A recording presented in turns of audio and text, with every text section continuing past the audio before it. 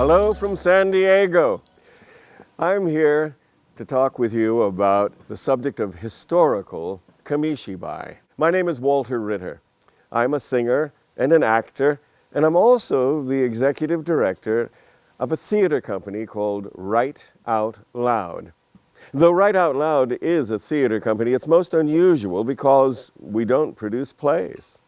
What we do is read literature to live audiences all over our region.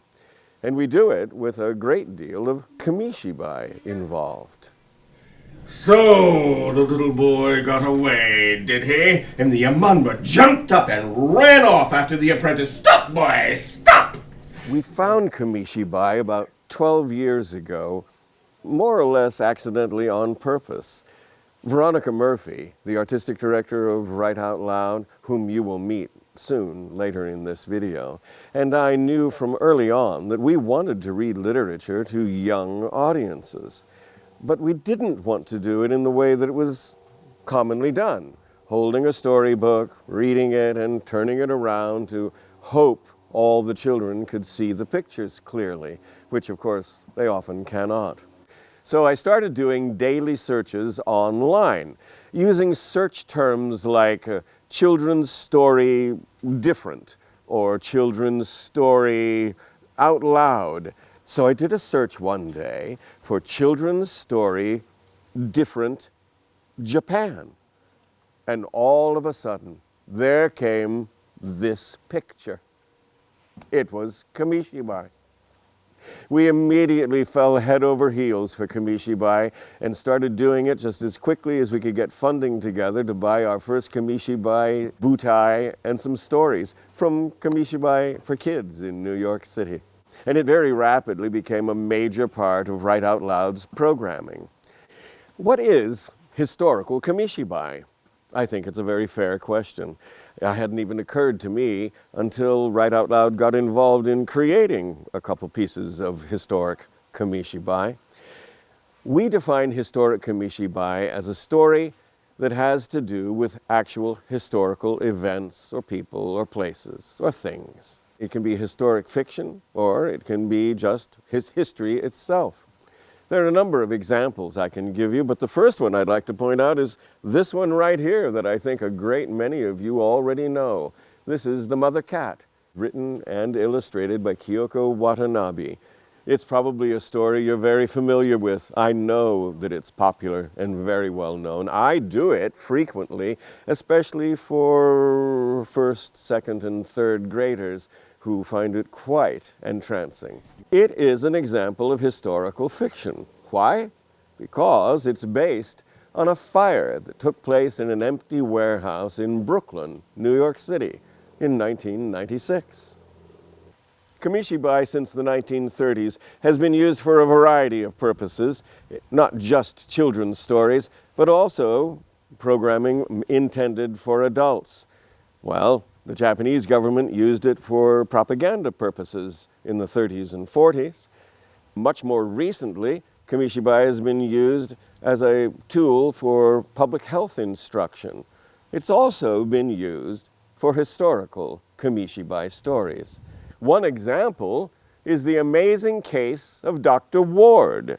Dr. Ward was an English botanist born in 1791 who invented a world-changing technique for transporting live plants by sailing vessel across vast distances. Let's watch Jackie Karen of the Australian Kamishibai Association tell a bit of her story.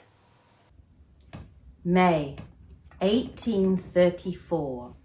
Captain Mallard steered the Persian out into the Pacific.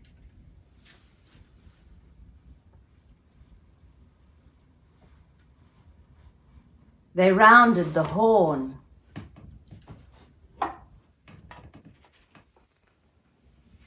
They sailed north across the Atlantic.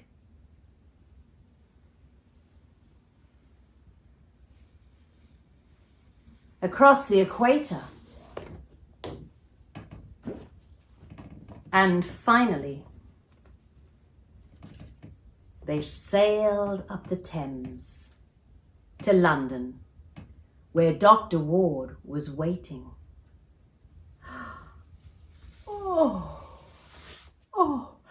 butter me on both sides. Why, it's Glycinia microphylla. This is the first time this delicate beauty has been seen alive in England. Oh, I declare my cases a success. The atomic bombing of Japan 75 years ago is another example of historical Kamishibai. In this case, a very personal memoir. The title is That Day, the 9th of August, and the Future. It's written by a man named Hiroyasu Tagawa. And the illustrations were done by students at the Shingozen Middle School of Nagasaki. Shall we take a look? In 1945, I was in 6th grade at the Shinkozen National Primary School. I lived in the center of Nagasaki City with my sister and our parents. However, from April of that year, due to the forced evacuation, my parents had to move to the factory they operated in the Urakami area, while my sister and I decided to stay with my aunt in Narutaki-machi, which was towards the mountains but only a short distance away from the center of Nagasaki City. During my summer break, I would always finish my homework early so that I could spend the rest of the time playing tag and baseball with my friends. On August 9th, during my summer vacation, I remember staying home.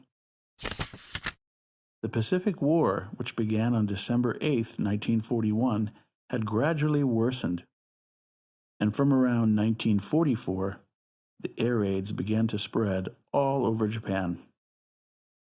Moreover, U.S. B-29 bombers were flying frequently over Nagasaki. The B-29 was a state-of-the-art plane, so each time I heard a roar, I would rush out to look at it out of curiosity.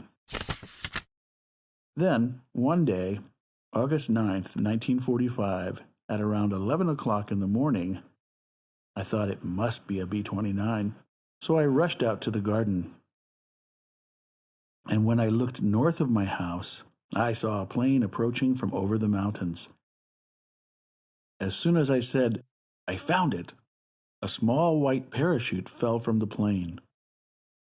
It wasn't a bomb, it was a radiosonde, a machine that examines various atmospheric data. Suddenly, everything turned orange. I quickly covered my eyes, nose, and ears and lay down on the ground. This was the position we practiced daily at schools for times like this. Soon, dust and debris and pieces of glass were flying everywhere. After that, silence. The second atomic bomb, after Hiroshima, had been dropped on the city of Nagasaki on August 9th, 1945. That video was provided to us by the Atomic Bomb Museum of Nagasaki. From the Polish publisher Kamishibai Kokoschka comes John Paul II, You Do Not Know, an historically fact-based fairy tale for young children about the first Polish pope. This story demonstrates that historical Kamishibai can be created for a young audience as well. Historical Kamishibai has taken root all over the world, including in France.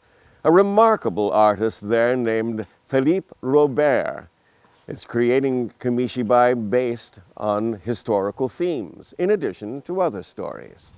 Little Lou is one of those. It traces the development of jazz from the Central African songs to New Orleans in Louisiana, all the way to New York City. And it tells it within the context of the Roaring Twenties here in America. Again, it was written, illustrated, and performed by Philippe Robert. Et puis celle de la radio du garage de mon père. Entre un carburateur et un embrayage. Il faut dire que par ici, la musique, ça marchait.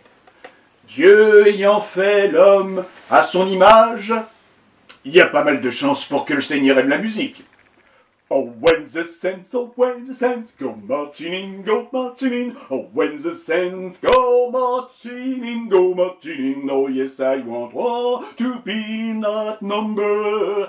Oh, when the saints go marching in. In 2018, Write Out Loud received a grant from the California State Library Civil Rights Division to create 2 Kamishibai stories about the subject of Japanese internment during the Second World War. On February 19, in 1942, shortly after the bombing of Pearl Harbor in Hawaii, President Franklin D. Roosevelt issued Executive Order Number 9066, which ordered the removal of resident enemy aliens from any part of the western United States identified as military areas. Japanese immigrants and their descendants were rounded up and placed in 10 detention camps located in remote and barren regions of California, Utah, and several other states.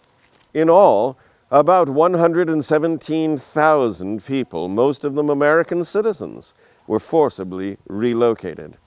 Their lives were interrupted, and in some cases, their lives were destroyed. Many lost their businesses, their farms, and their loved ones. Ayako's story and Bruce's story are both historical fiction. They are carefully based on the actual experiences of Japanese American families who lived in San Diego. Here's an excerpt from Ayako's story, performed by actor Jill Kaneshiro. When I shoved open the front door to our apartment, it was as if my parents had been replaced with statues. Mama and Papa sat totally still, not even breathing. Our neighbor, old Mrs. Machida, was there too. She usually came over to gossip with Mama and knit scarves to sell. But now, she sat as still as my parents, and her knitting needles lay in a tangle of yarn on her lap. A man's voice was coming over the radio, saying something about the Navy and something about the president and about the war. The man kept saying, "Attacked, attacked, attacked."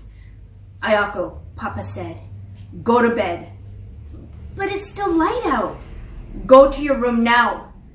"What's wrong?" I asked. No one answered. So I got up and went to my room.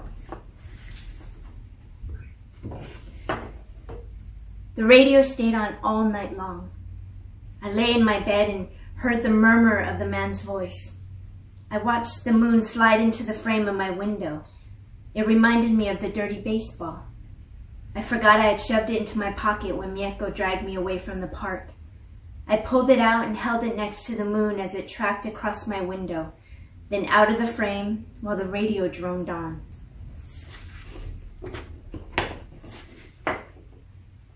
Things were strange after that day. A lot of kids at school looked at me funny.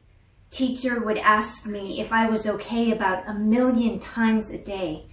Mama told me I couldn't go to Marcy's house after school anymore. Marcy could come to our house, but I couldn't go to hers because we had a curfew now.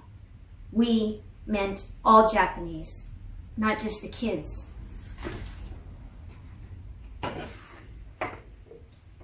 One day after school, I walked home like always. Mama was sitting on the sofa holding the telephone receiver and crying. She listened to whoever was talking on the phone and tears were running down her face like there were faucets behind her eyes dripping onto her dress. Suddenly, Mieko had her arms around me. "Come on, Ayako." "What's wrong?" I asked. "Why is Mama crying?" Mieko knelt down next to me. "Papa is gone." "Papa left?" "He was taken away. Some men came from the government and they took him." Life was a blur for a long time after that. I didn't understand why Papa had been taken away, and every time I asked anybody who should know, they wouldn't tell me. And here is an excerpt from Bruce's story. There were more lines to stand in. They stood in line to collect their luggage. They stood in line to get their barracks number. They stood in line to stuff big burlap sacks with straw. Why do we need to stuff the sacks? Bruce whispered to Mom. To sleep. For bed. Bruce stared at her in disbelief. The burlap itched his hand, just holding it. How was he supposed to sleep on this? Stay close, Mom said, and the family filed down a long row of identical low black buildings. They stopped at one. This is ours. They stepped inside. There were 4 rooms inside, divided by lengths of sticky black tar paper. Yellow tufts of what looked like hair stuck out of the walls and the floor. It reeked like some sort of sewer. Another family was already inside. A young woman and her 2 old parents. The families nodded at one another, and Mom and Bruce and Alan took Bruce and Alan around the drippy walls to a back room. Why does it smell so bad in here? Bruce asked, practically gagging from the stench. It used to be horse stables, Mom said. See? The straw still stuck in the wall. She pointed to one of the tufts of yellow hair. Horse stable, Bruce stammered. Land of the free, Alan mumbled under his breath. Ma shot him a look. An angry-sounding bell rattled through the brittle air. Food, Ma said. Now I would like to introduce the artists who created these stories. But first, Veronica Murphy. She is the artistic director of Write Out Loud and the artistic director of this remarkable Kamishibai project.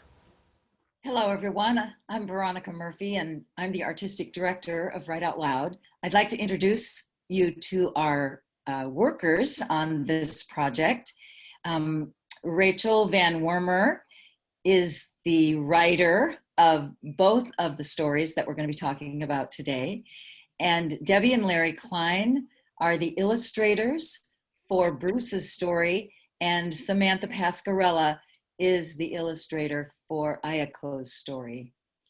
So we started this project in partnership with the San Diego Japanese American Historical Society, and they provided many resources for us. And Rachel, as the writer, spent time there. And so I'm going to pass this to Rachel now and let her talk a little bit about what was available to her and how the process worked for her as far as creating these stories. Thanks, Veronica.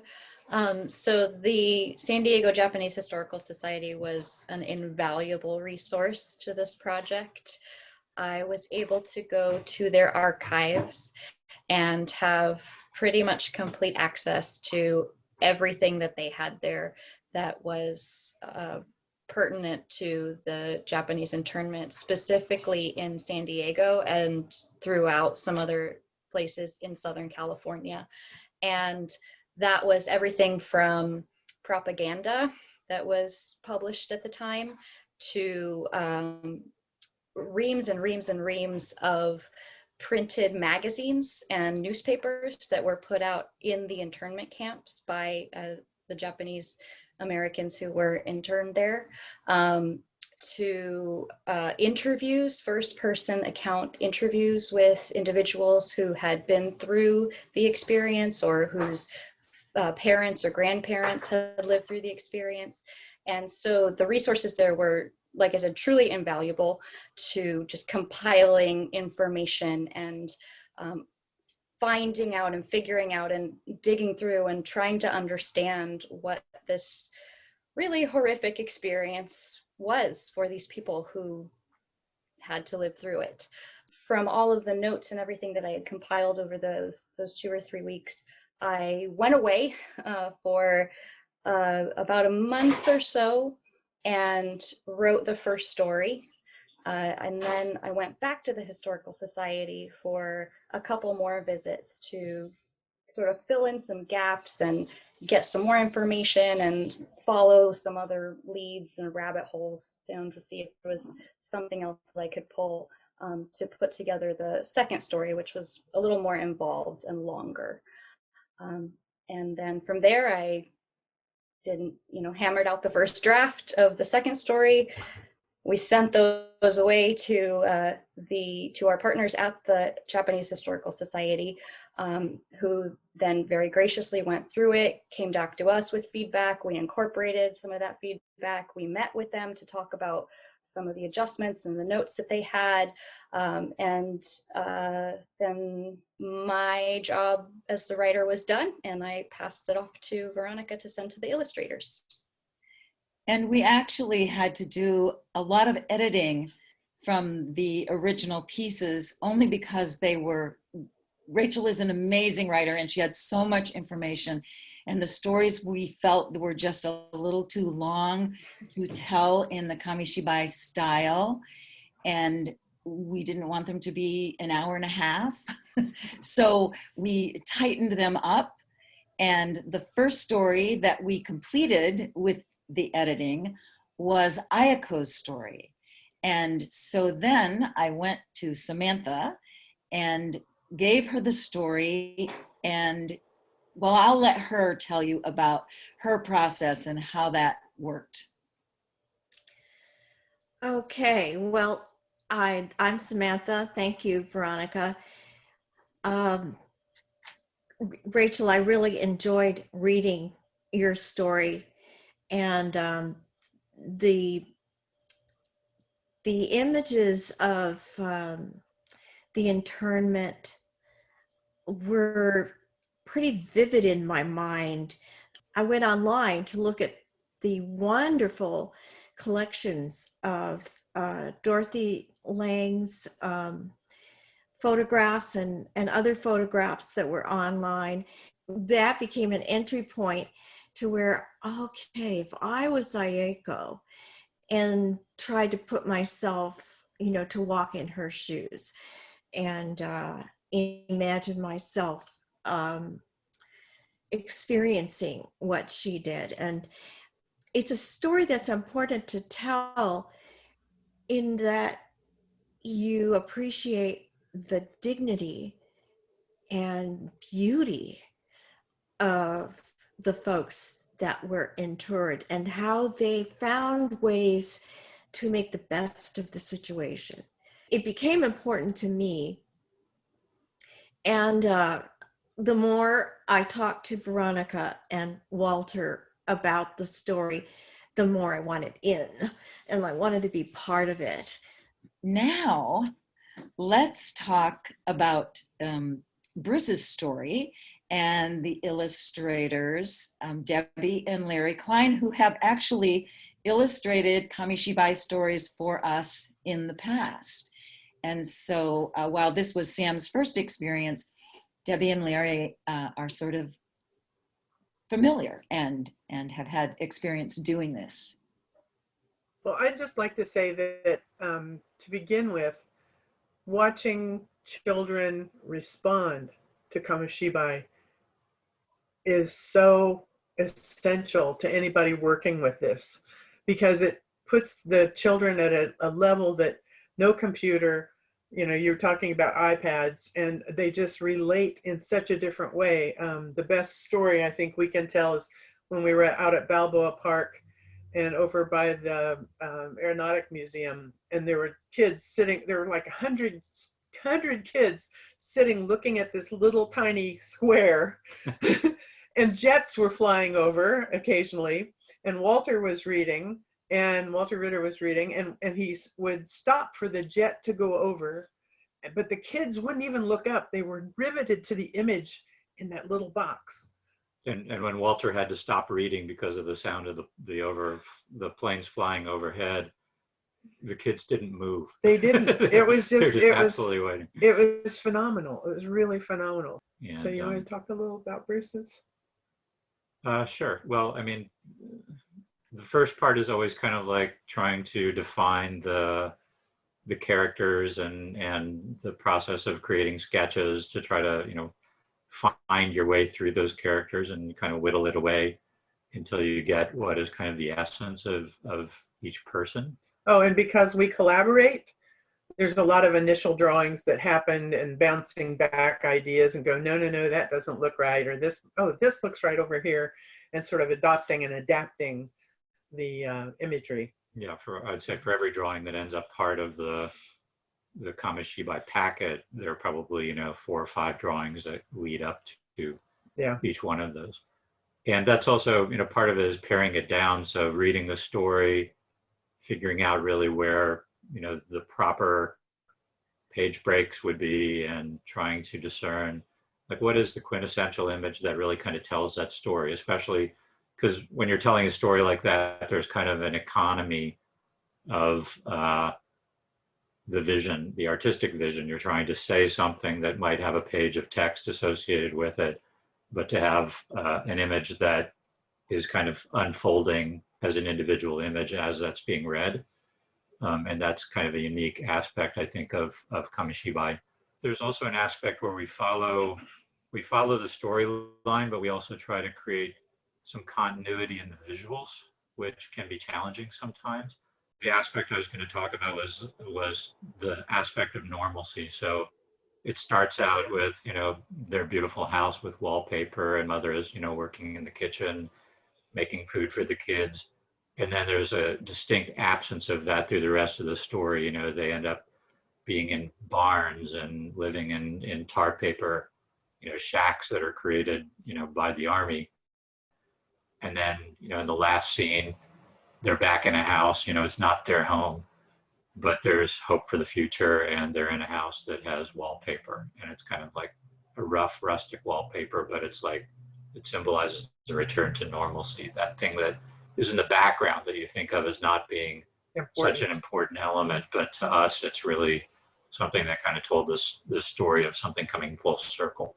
Yeah, and we also did research on wallpapers of the time, and so we had a plethora of things to choose from, and was this one works or this one doesn't work, and even when we went into the internment camp, there was an image that Larry found of the tar paper, and he goes, I have to try and create the tar paper, and it was a very important part of that image. So we enjoyed not just the character development throughout it, but also the entire environment. Yeah, it's a voyage of discovery when you take on a project like that. Certainly for us, and for, I know, all of you as well. Sam knows. And Rachel in creating the story. Yes, absolutely. Yeah. One of the images that is so striking to me in Ayako's story, and maybe I just related to it because she's a little girl and she's in this strange place, and when she goes out at night because she needs to go to the ladies' room, and the image is so horrific of her being this little tiny person with these big lights coming down on her, and a guard with a gun over her, and just the terror of that, just to go to the bathroom was so strong, which is interesting because Bruce's story is longer and a little harsher. His experiences are a little harder than Ayako's, but the image that comes into my mind is the one where they're hanging the signs for the celebration. They're having a fair or a movie tonight. Movie night. Yes, movie night. And so it's that's just a really strong image in my head from that story. And that's just interesting because they're kind of reversed as far as which one is the harder story, but that's the more hopeful picture is the one that stuck with me. And with Ayako's story, which is a little easier, we designed it that way because we wanted to be able to present that to younger audiences, and then the other one for older audiences. But that story, the image that really gets me, and maybe it's because that it's a more innocent story in some ways, that really harsh image of the spotlights and the soldiers is really terrifying to me. One of the things that's also interesting about these two stories, because they, as I said, they sort of start out like this and then they go like this, and one's darker and one's lighter, and the style of the art is also quite different.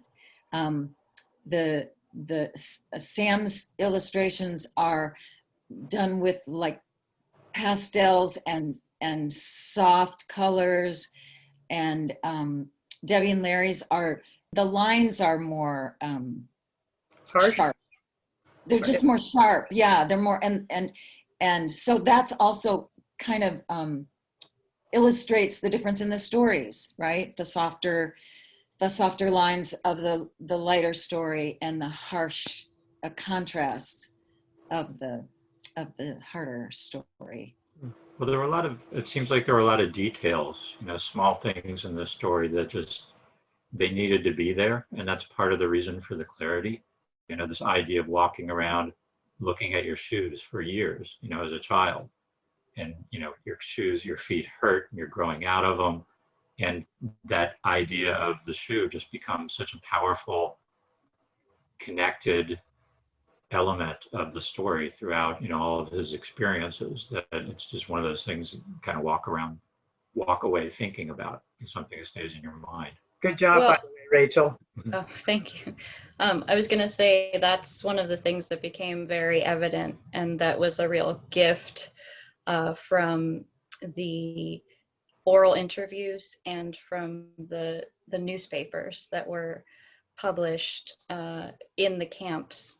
The fact that there would be classifieds in the newspapers where people were asking for, talking about shoes, asking for baby shoes, or asking for, size 4 children's shoes, or offering services, classified ads where women were offering to do mending or offering to do laundry in exchange for other favors, or, a sort of bartering system. And it was really the realization of the minutia of life that continued, and that these people were able to continue within these horrible restrictive circumstances, that really drove home for me the idea that it's not like, as much as it felt like these people's lives stopped, their lives were not on hold. Their lives had to continue within the camps, within, these barracks. All of these ways that this population was able to incorporate, quote, normal life in this completely abnormal situation, for me was really sort of a way in as a writer. It's interesting to hear so much of the conversation revolve around those little events, like having to go to the bathroom in the middle of the night, or like outgrowing your shoes, or like holding on to a toy. So Rachel, you've written all kinds of things. You've written plays, you've written little short stories, you've now written these stories. What was it like? You wrote these stories, you created these places, and then ultimately you saw them illustrated by people that are not you. And what was that like for you to see someone's perspective of what the words you had written? In the first passes through of drafting the stories, I just had to write them like I would anything else, and sort of throw out trying to take into account the Kamishibai format, because I didn't know how to do that, because I never had done it before. So rather than stress out and try to limit myself to word count or character count per page or something like that, I just had to write it from the beginning to the end and see what happened. I remember the first draft of Ayako's story was, I think, like 28 pages long or something. It was very, very long.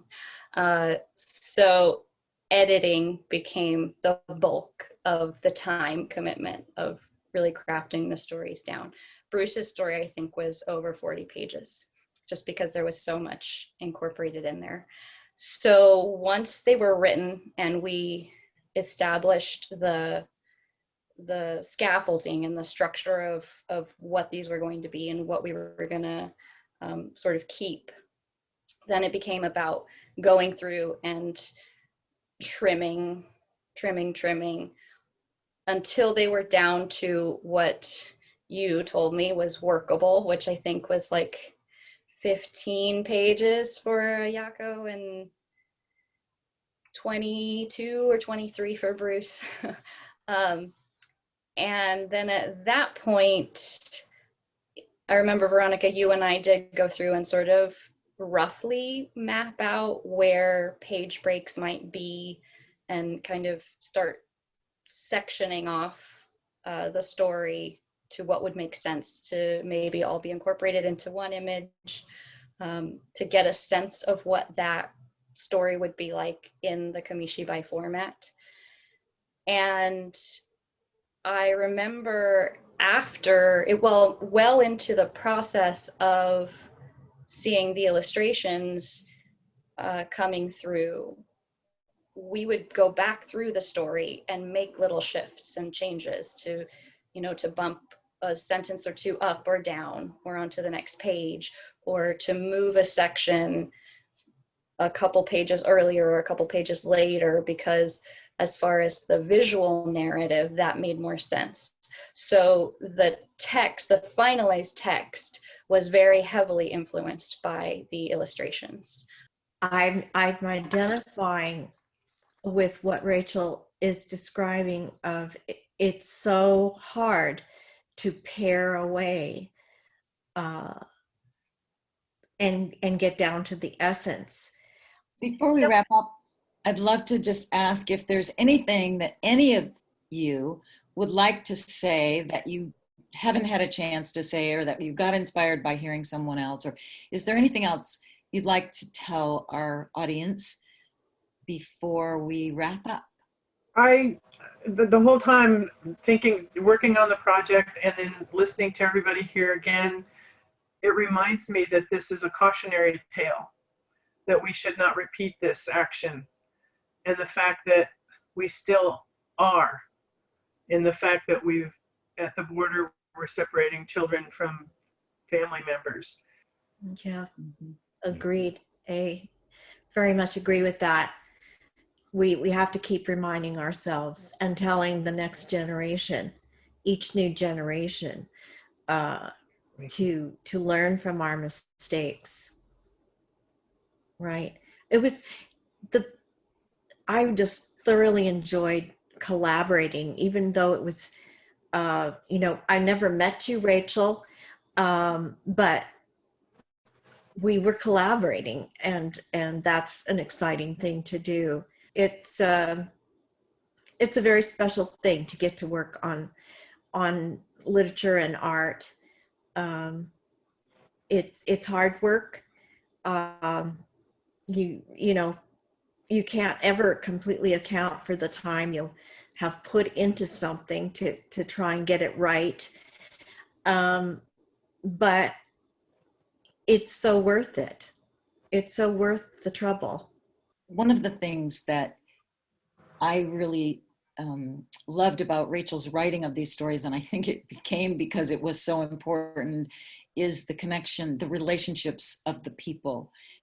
When a family member was removed for some reason, which happened certainly with the men, but anytime the relationships were altered by through no fault of their own, by someone else making that happen, it had such a huge impact on the people and the story and how it went along. It's hard for me to imagine, impossible for me really to imagine what it must have been like. So very soon we will have these on video, and ultimately we will actually be able to perform them live, and that's really going to be exciting. Thank you all for being here for this. Thank you all for your dedication and beautiful work on this project. And one of these days, I'm determined to get the full-length story of Bruce published into a book for young people. I think that would be fabulous. That would be lovely. It would. Thank you so much, all of you. Thanks for including us. Yes, thank you, Veronica and Walter. This was a really good experience. And Rachel, for your insight. Thank you. Thank you, everyone. I hope you've enjoyed this presentation. Creating Ayako's story and Bruce's story has been a challenge and an honor for Write Out Loud. It was a lot harder than we thought it would be, and it took a great deal more time. But would we do it again? Yes, indeed. We would welcome the opportunity.